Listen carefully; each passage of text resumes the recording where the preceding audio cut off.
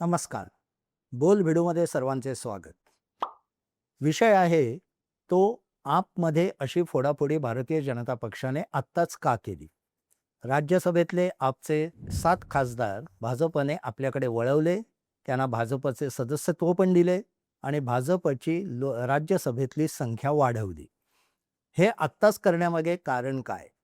याचं कारण ही 7 लोकं भाजपत आल्यामुळे भाजपची सदस्य संख्या वाढत असली तरी ती इतकी वाढत नाहीये की राज्यसभेत त्यांना निर्विवाद बहुमत मिळेल. म्हणजे 2/3 बहुमतासाठी अजूनही 15-1 जागा कमी आहे. शिवाय लोकसभेत यांचा काहीच फायदा नाही. हे जर का 7 खासदार आपण पाहिले तर त्यातल्या बहुतांशी लोकांची कारकीर्द ही म्हणजे त्यातल्या निदान 5 जणांची राघव चड्डा आणि संदीप पाठक हे 2 वगळता बाकीचे काही लोकप्रिय नेते म्हणता येत नाहीत. म्हणजे त्यांच्यामुळे मतं खेचून घेता येतील किंवा ते राज्यात काही उलथापालथ करू शकतील किंवा त्यांच्या मागे खूप काही आमदार असतील, अशी कोणतीही ताकद त्यांच्या मागे नाही. तरी भारतीय जनता पक्षाने हा डाव का खेळला असावा? याबद्दल काही अंदाज व्यक्त होतात. त्यातला पहिला अंदाज म्हणजे केजरीवाल यांची एक जे नेतृत्वाचं त्यांचं जे वलय आहे, ते कमी करायचं. त्याचं कारण असं, की पश्चिम बंगालमध्ये ममता बॅनर्जी यांनी केजरीवाल यांना प्रचारासाठी बोलावलं होतं आणि ज्यावेळी ते प्रचाराला जाणार होते, त्याच्या 2 दिवस आधीच भाजपने हा डाव दिल्लीत टाकला आणि ताबडतोब 7 जणांना आपल्याकडे घेतलं. त्याचा परिणाम असा, की जेव्हा केजरीवाल बंगालमध्ये गेले 2 दिवस प्रचार करत होते, तेव्हा त्यांच्या नेतृत्वाचं जे वजन होतं, ते एकदम कमी झालं. किंबहुना त्यांच्या काही सभांच्या खुर्च्या, रिकाम्या खुर्च्या या सोशल मीडियावर व्हायरल झाल्या. अनेक ठिकाणी पुरेसं संख्याबळ त्यांच्या सभेला जमू शकलं नाही, टीएमसीनी ताकद लावूनही. तर केजरीवाल यांचं नेतृत्व हे दूरदर्शी नेतृत्व नाही किंवा ते लाँग टर्म लीडरशिप करणं त्यांना जमणारं नाही. तो मुळात आप हा हळू कमकुवत होत चाललेला पक्ष आहे, असा जो एक संदेश द्यायचा होता भाजपला, तो देण्याची धडपड भाजपने हे टायमिंग साधून केली असं एक बोललं जातं. म्हणजे केजरीवाल यांची जी ममता बॅनर्जींना मदत होऊ घातली होती किंवा ममता बॅनर्जींना अपेक्षित होती, ती त्यांना मिळू द्यायची नाही, असा डाव यामागे असावा असा एक अंदाज आहे. कारण ममता बॅनर्जींचं झालंय असं, की इंडिया आघाडीतला जो प्रमुख पक्ष काँग्रेस हा याचे नेते राहुल गांधी हे त्यांच्या विरोधात तिथे जोमाने एकदम गेल्या 3 दिवसात प्रचार करायला लागले. पहिल्या टप्प्यात त्यांचा प्रचार इतका नव्हता. परंतु या दुसऱ्या टप्प्यात ते अतिशय द्वेषाने प्रचारात उतरले आणि त्यांनी इथपर्यंत प्रचाराला सुरुवात केली की पहा नरेंद्र मोदी हे अनेकांना ईडी आणि सीबीआयच्या चौकशा लावत असतील तरी ममता बॅनर्जींची कधीही ईडी चौकशी झालेली नाही. ममता बॅनर्जींची कधीही सीबीआय चौकशी झालेली नाही. याचा अर्थ ममता बॅनर्जी आणि भाजप यांच्यात इंटरनल काहीतरी संवाद आहे असं त्यांना ध्वनित करायचं होतं. या पद्धतीचा प्रचार राहुल गांधी यांनी सुरू केला इंडिया आघाडीतल्या एक प्रमुख घटक पक्षाने, ज्याचा ममता बॅनर्जी या पण एक घटक आहे. दुसऱ्या टप्प्यात इतका मोठा प्रचार करायचं कारण म्हणजे दुसऱ्या टप्प्यात बहुसंख्य मतदारसंघात मुस्लिम बहुसंख्येने आहे. मुस्लिम बहुल मतदारसंघ जास्त आहेत. त्यामुळे तिथे काँग्रेसला शक्यता आहे 1-2 जागांवर विजय मिळवायची किंवा काही ठिकाणी ममता बॅनर्जींची मतं आपल्याकडे खेचायची. म्हणून ममता बॅनर्जींनी आपचे केजरीवाल यांना तिकडे बोलवलं होतं. जाहीर पत्र पाठवून त्यांनी बोलवलं होतं आणि त्याच वेळी भारतीय जनता पक्षाने हा डाव खेळून केजरीवाल यांची लीडरशिप ही सर्वांना मान्य होणारी नाही. त्यांच्या पक्षातच खूप खतखत चालू आहे आणि त्यांचा पक्ष आतून बराच विस्कळीत झालेला आहे, हे कुठेतरी सांगायचं होतं. आणि त्यात तथ्य नाही असंही म्हणता येणार नाही. कारण आम आदमी पार्टीचं जर का आपण गेल्या 15 वर्षाचा किंवा 14 वर्षाचा इतिहास पाहिला, तर प्रत्येक टप्प्यावर चांगले लोक त्यांना सोडून गेलेले आहेत. मुळात आम आदमी पार्टी हे एक अनेक मध्यमवर्गीयांसाठी एक चांगलं स्वप्न होतं. एक वेगळी राजकीय फळी आघाडी अण्णा हजारेंच्या आंदोलनानंतर उभी राहत होती. त्यातले नेते अनेकांना प्रामाणिक वाटत होते. हे चांगलं राजकारण करतील, स्वच्छ राजकारण करतील. हे व्यावसायिक आहेत, प्रोफेशनल आहेत. त्यामुळे समस्या सोडवण्याकडे त्यांचा कल असेल, मतं मिळवण्यापेक्षा, अशा पद्धतीच्या अपेक्षा होत्या. त्या काही कधीही पूर्ण झाल्या नाहीत. उलट दिल्लीमध्ये अनेक चांगल्या गोष्टी आम आदमी पार्टीने नक्कीच केल्या. पण नंतर शीश महलसारखं प्रकरण आलं. किंवा नंतर शराब घोटाळा म्हणतात तो आला आणि हळूहळू आम आदमी पार्टीची पत दिल्लीत घसरली आणि मागच्या निवडणुकीत त्यांचा पराभव झाला. दरम्यान ते पंजाबमध्ये मात्र स्वबळावर सत्तेत आले. गुजरातमध्ये त्यांनी बऱ्यापैकी हातपाय पसरले. गोव्यामध्ये सुद्धा त्यांनी काही काम करायला सुरुवात केली.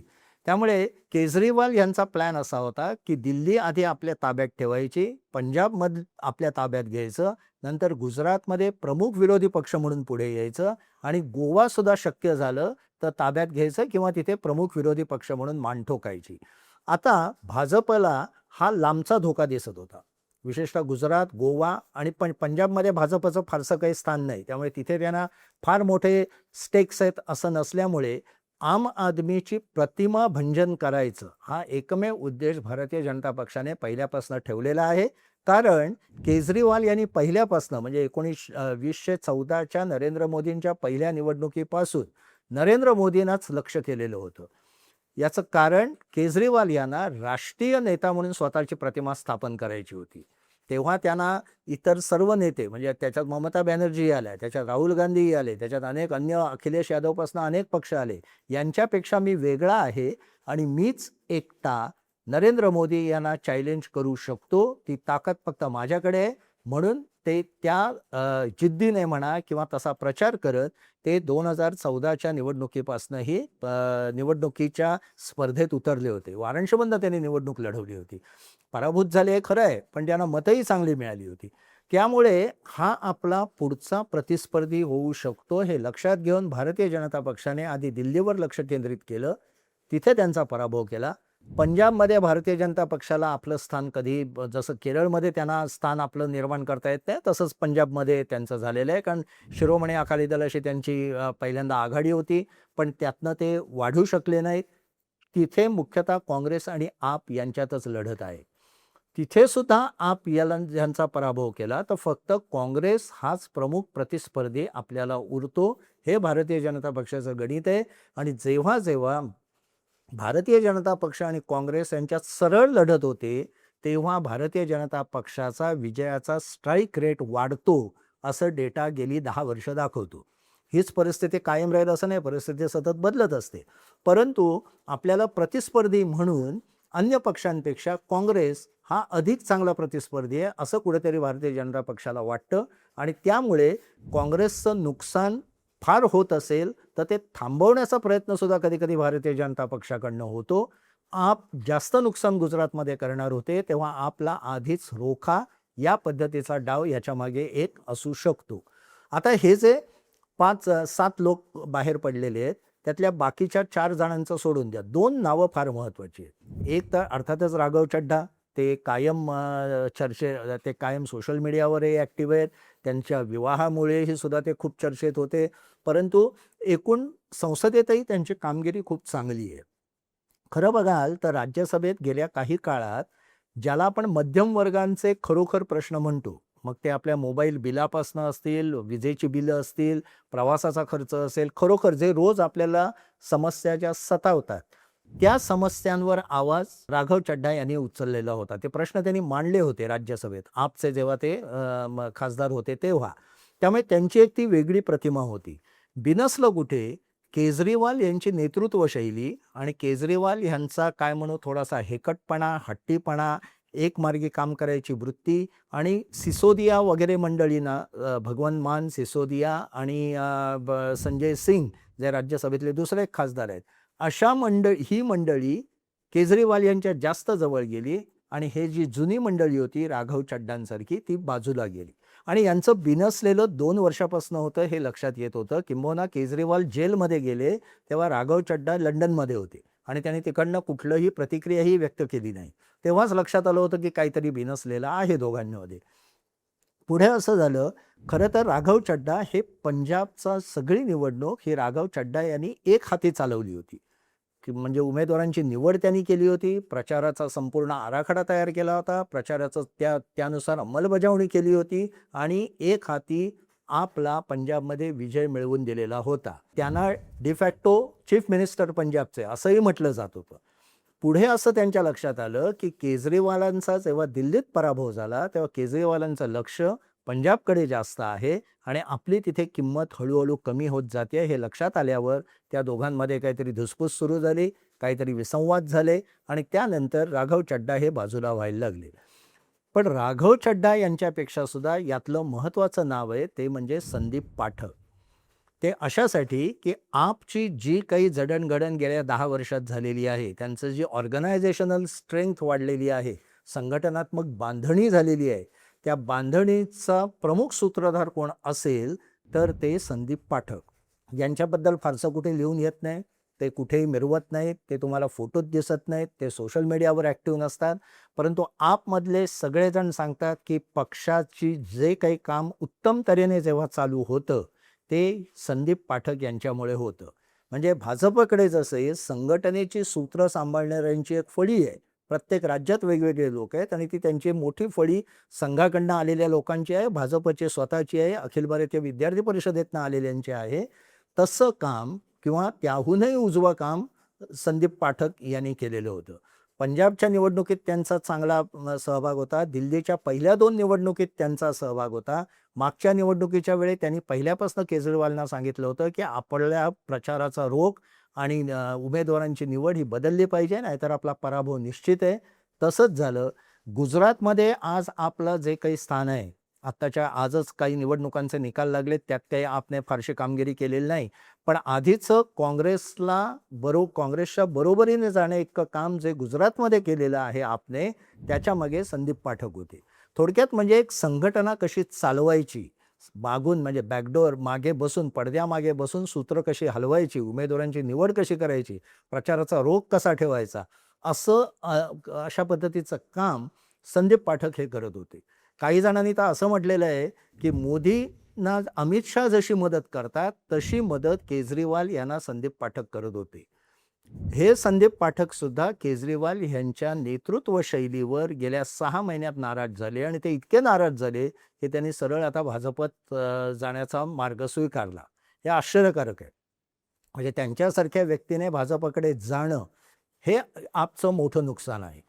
दुसरा त्यातनं भाग असा येतो की भाजपला एक संघटनात्मक कौशल्य असणारा असा एक नवा नेता मिळाला आहे, जो तरुण आहे, ज्याला उत्तर भारतातलं आपचं काम माहिती आहे आणि मध्यम वर्गामध्ये संघटना कशी बांधत न्यायची, कशा पद्धतीने आपली प्रतिमा निर्माण करायची पक्षाची, हे ज्याला माहिती आहे, अशी व्यक्ती आता भाजपकडे आलेली आहे. आणि याचा भाजप कसा फायदा करून घेतो हे आपल्याला पुढच्या काळात दिसेल. त्यांच्याकडे कुठलं राज्य सोपवलं जातं का, तिथली बांधणी केली जाते का, अशा पद्धतीची भाजपची अपेक्षा असेल. त्याच्यात दुसरा पेच असा पण आहे की भाजपमधले जे संघटनेतले हुशार मंडळी आहेत, ज्यांचं करिअर संघटनेतनं चालू आहे, अशा लोकांना हा प्रतिस्पर्धी वाटू शकतो. कारण संदीप पाठक काही छोटं मोठं काम करणार नाहीत. संदीप पाठक जर का भाजपत आले असतील तर त्यांच्याकडे कुठलं तरी महत्त्वाचं राज्य किंवा राज्याचा महत्त्वाचा भाग सोपवला जाईल. ज्या पद्धतीने आसाममध्ये हेमंत बिश्व शर्मांना आधी घेण्यात आलं पक्षात, त्यांच्यावर जबाबदारी देण्यात आली की ईशान्य भारतातली सर्व राज्यांमध्ये भाजपची ताकद कशी वाढेल हे बघा आणि नंतर आसामच्या मुख्यमंत्रीपदावर दावा सांगा. आणि हेमंत बिश्व शर्मा यांनी तसं करून दाखवलं. 16 ते 21 या काळात त्यांनी ईशान्य भारतातल्या सगळ्या निवडणुका जिंकल्या. 21मध्ये त्यांना मुख्यमंत्रीपद देण्यात आलं आणि आता ते 26ला पुन्हा एकदा जोरदारपणे आपली सत्ता राखण्यासाठी काम करत आहेत. अशा पद्धतीचाच प्रयोग हा संदीप पाठक यांच्याबरोबर करण्यात येतो की काय हे बघावं लागेल.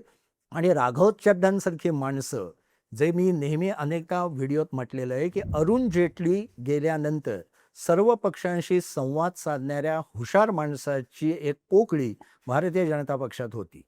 ती पोकळी राघव चड्डांसारखी माणसं भरून काढू शकतात का? ते तरुण आहेत, ते तरुणांना आकर्षित करणारे आहेत. मी मगाशी म्हटलं तसं तरुणांचे विषय चांगल्या पद्धतीने मांडणारे आहेत. त्यांना कदाचित मंत्रिपद दिलं जाऊ शकतं. चांगल्या म्हणजे हे वैष्णव जसे एक वेगळे टेक्नोक्रॅट म्हणून मंत्री आहेत, तशा पद्धतीने राघव चड्डांचा उपयोग करून घेतला जातो की काय हे बघावं लागेल. किंवा संसदेमध्ये जे संसदीय एक ज्याला फ्लोअर मॅनेजमेंट म्हणतात, सर्व पक्षांशी संबंध ठेवणं, चांगल्या पद्धतीने आर्टिक्युलेट करणं, चांगल्या पद्धतीने आपली भाषणं मांडणं, हे काम त्यांच्याकडनं करून घेतलं जातं की काय, हे भारतीय जनता पक्षाचं एक उद्दिष्ट या 2 व्यक्तींना घेण्यामागे असू शकतं. बाकीचे 4 आहेत ते मुख्यतः बिझनेसमन आहेत.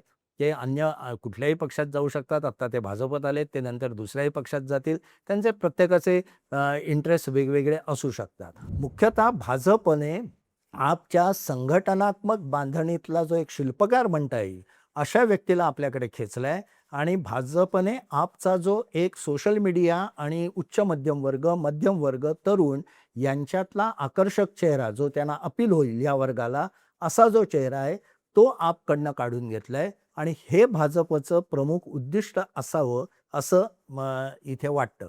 आता याचा परिणाम पंजाबमध्ये होईल का? फार मोठ्या प्रमाणात होईल असं नाही. परंतु या दोन मंडळींना आपमधली बरीच बारीक-सारीक माहिती आहे आणि पंजाबमधली सगळी मागची निवडणूक ही संदीप पाठक आणि राघव चड्ढा यांनीच सगळी त्याचं नियोजन केलेलं होतं. उमेदवारी निवड केलेली होती. त्यामुळे आपला धोका वाटतोय तो पंजाबमधले आमदार भारतीय जनता पक्ष फोडेल का? पक्षामध्ये फूट पडेल का? म्हणून हे राज्यसभेतले खासदार गेले तरी सुद्धा पहिली जोरदार प्रतिक्रिया मोदींवर टीका करणारी केजरीवाल यांच्याबरोबर भगवंत मान यांनी दिली. खरं म्हणजे पंजाबशी या लोकांचा तसा फार संबंध नव्हता. या दोघांचं काम सोडलं तर थेट पंजाबच्या मतदारांवर काय म्हणू प्रभाव टाकेल असं ह्याच्यात कोणी व्यक्तिमत्व नाही.